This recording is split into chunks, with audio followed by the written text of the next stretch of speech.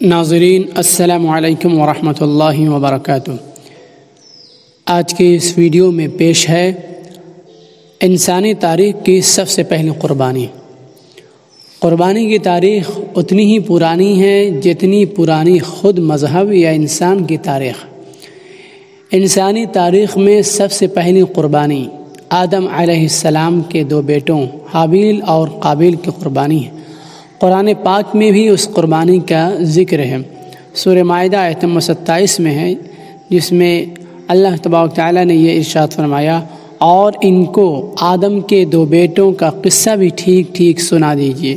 جب ان دونوں نے قربانی کی تو ایک کی قربانی قبول ہوئی اور دوسرے کی قبول نہیں ہوئی۔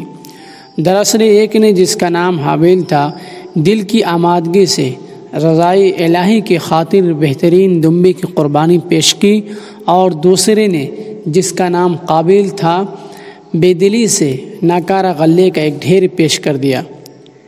حابیل کی قربانی کو آسمانی آگ نے جلا ڈالا اور یہ مقبولیت کی علامت تھی، لیکن دوسری کو آگ نے نہیں جلایا اور یہ مقبولیت نہ ہونے کی علامت تھی۔ دراصل مقبولیت کی بنیاد اللہ تعالیٰ کا تقوی ہے، اور تقوی کے جوہر سے قابیل کا سینہ خالی تھا۔ اللہ تبارک تعالیٰ نے ارشاد فرمایا، اللہ تقوی والوں کا ہی عمل قبول کرتا ہے۔